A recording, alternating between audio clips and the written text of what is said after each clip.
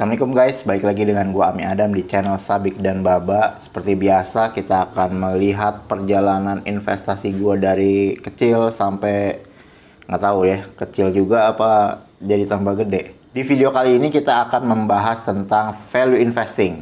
Apa itu value investing? Nanti kita akan bahas, tapi sebelumnya kita akan lihat dulu perkembangan portofolio gua. Kita lihat pertama IHSG naik pesat banget nih di minggu-minggu ini. Sekarang udah 6.701, luar biasa. Asing juga udah mulai pada masuk lagi. Kemudian saham gua mulai ada perbaikan guys. Di Demas dari 191 kemarin sekarang 194. Kemudian di Hexa naik juga jadi 4.650, dan HMSP juga membaik jadi 985. Ini transaksi gue di minggu ini cuman ada beli Demas 2 lot. Karena ya kemarin kita udah lihat dana kita cuma 50.000. Gue nggak ada top up. Jadi gue beli Demas lagi. Dan gue belinya di harga 195. Lebih mahal daripada harga sekarang. Kemarin sih mau beli di 191 tapi nggak dapet. Malah akhirnya lama-lama beli juga di 195. Posisi cash gua sekarang ada 11.552 dan total investasinya 9.922.600. Jadi ada kenaikan guys, sedikit lagi mencapai 10 juta. Wah, mantap. Oke, nah ini lihat portofolio gua Hexa ada 16 lot. Kemudian Demas berubah dari 49 jadi 51 lot dan HMSP tetap 15 lot. Oke, gitu aja laporannya. Sekarang kita masuk ke pembahasan. Ya, kali ini kita akan membahas tentang value investing. Apa itu value investing? Value investing adalah kegiatan berinvestasi berdasarkan penilaian sebuah instrumen investasi. Jadi kalau kita main saham, instrumennya adalah saham, berarti value investing adalah kegiatan berinvestasi berdasarkan penilaian sebuah saham. Jadi dalam berinvestasi saham, keputusan jual dan beli sahamnya itu berdasarkan valuasi kita. Apa itu valuasi? Valuasi adalah kegiatan menilai suatu instrumen investasi secara rasional. Berdasarkan apa? Tentu berdasarkan rasio-rasio tertentu. Setiap value investor melakukan valuasi secara berbeda-beda. Mereka punya rumus masing-masing. Mana yang dinilai paling rasional bagi mereka, itu yang mereka pakai. Kenapa melakukan valuasi? Valuasi ini dilakukan untuk mengetahui nilai sebenarnya dari sebuah perusahaan, sehingga kita dapat mengambil keputusan untuk membeli atau menjual saham. Karena di pasar saham itu harga naik turun dan tidak mencerminkan nilai sebenarnya dari sebuah perusahaan. Bisa jadi kita membeli saham kemahalan atau bahkan kemurahan. Jadi value investing itu kuncinya adalah melakukan penilaiannya guys, bukan dari saham-saham yang dibelinya atau jangka waktunya. Tapi memang umumnya jangka waktunya itu jadi terlihat sangat panjang. Dan saham-saham yang dibeli sepertinya di luar dari LQ45, perusahaan-perusahaan berkapitalisasi kecil, tapi prinsipnya value investing tetap bisa beli saham-saham yang berkapitalisasi pasar besar. Kalau kita lihat ada value investor beli BCA, ya nggak apa-apa. Kita lihat value investor beli BRI, beli Telkom, nggak apa-apa juga. Selama dia melakukan valuasi, berarti dia itu value investor. Tapi kalau beli perusahaan-perusahaan yang terlihat murah, market cap kecil, tapi dia tidak melakukan valuasi, cuma karena ikut-ikutan aja, dia bukan value investor. Kemudian output dari valuasi. Nah, output dari valuasi itu ada 3 guys. Pertama itu harga wajar, fair price, fair value, nilai wajar, itu sama semua. Itu mencerminkan harga jual saham kita. Jadi kalau kita punya nilai wajar tertentu, nah disitulah kita menjual saham. Kemudian output yang kedua adalah MOS atau margin of safety atau diskon. Diskon juga ada cara menghitungnya. Tapi biasanya ini tergantung selera si value investornya itu sendiri. Kemudian yang ketiga adalah harga beli. Harga beli itu adalah harga wajar dikurang dengan diskonnya. Nah, kita akan bahas sambil contoh aja ya guys ya. Karena saham yang gua koleksi itu Hexa, jadi kita jadiin ini contoh aja guys. Bukan berarti ini adalah ajakan untuk jual atau beli ya guys ya. Cuman ini buat bisa ngejelasin aja. Nah kalau kita lihat di RTI Bisnis, ini sumbernya dari RTI Bisnis. Ini ada rasio-rasio menilai valuasi perusahaan. Pertama ada dividend yield, ada price earning ratio, price sales ratio, price book value ratio, dan price cash flow ratio. Kita akan coba jelasin sedikit.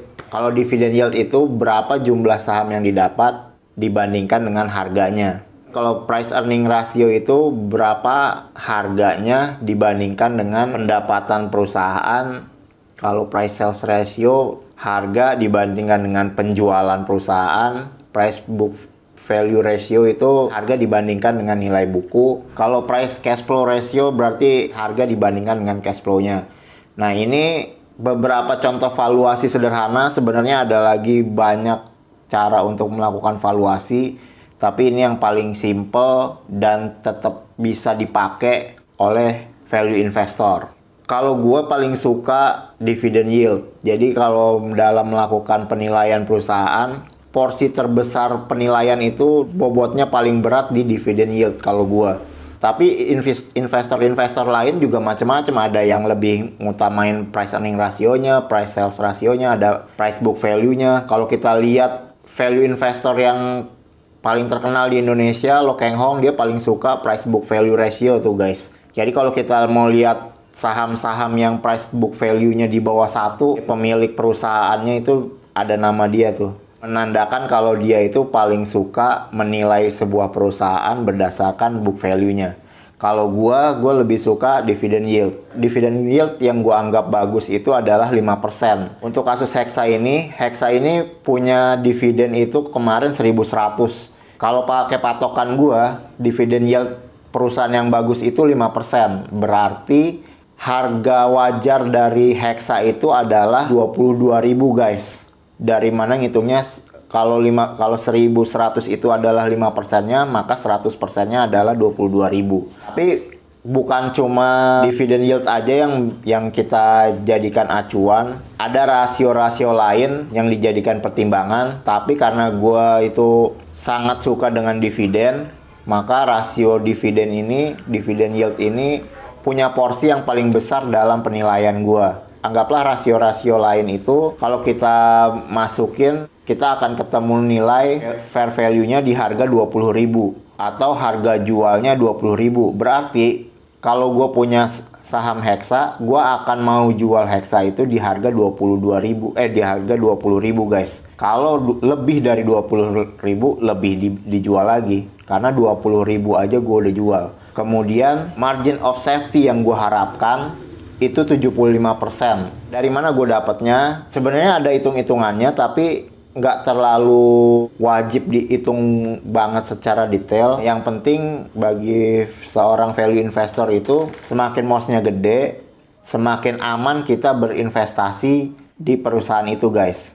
Nah, gue menetapkan untuk di Hexa itu MOS-nya 75%. Berarti diskonnya 75%, sehingga ditemukan harga beli itu 20.000 dikurang 75% dari 20.000 itu 15.000. Jadi harga belinya itu 20.000 dikurang 15.000 sama dengan 5.000. Ini adalah output dari valuasi gua, dan ini jadi pegangan gua untuk mengambil keputusan. Jadi gua akan jual di harga 20.000 dan beli kalau harganya 5.000. Kalau kita lihat sekarang harga Hexa itu sekitar 4.600-an.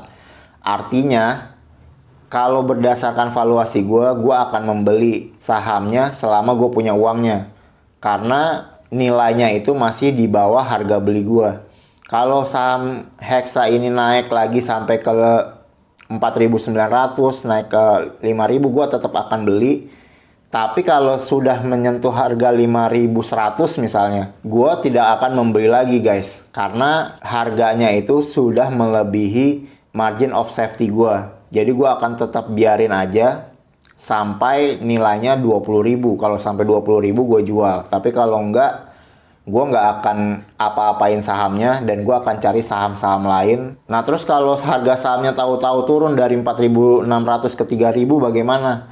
Selama valuasinya nggak berubah, selama valuasinya masih seperti yang ini, gue akan tetap membeli terus guys. Jadi turun ke 3.000 gue beli, 2.000 gue beli, 1.000 pun gue akan beli terus. Nggak di cut loss. Terus cut lossnya kapan? Cut loss itu kalau kita melakukan revaluasi, kita nilai ulang lagi, ternyata fair value-nya ada di angka 2.000 misalnya. Nah itu mau nggak mau kita harus jual guys, karena sudah mencapai nilai wajarnya. Jadi kalau value investor itu memang tidak melihat kebisingan-kebisingan yang ada di pasar. Dia hanya fokus kepada valuasi yang sudah dia lakukan. Kalau ternyata ada keramaian, dia akan melakukan valuasi ulang. Setelah valuasinya keluar, angka-angkanya keluar, nah baru dia putusin itu saham mau diapain, mau ditambahkah, mau dibiarinkah, atau mau dijual. Oke, gitu aja guys. Terima kasih sudah menonton. Jangan lupa like, komen, dan subscribe. Kalau ada pertanyaan atau komentar-komentar, silakan di komen aja. Assalamualaikum.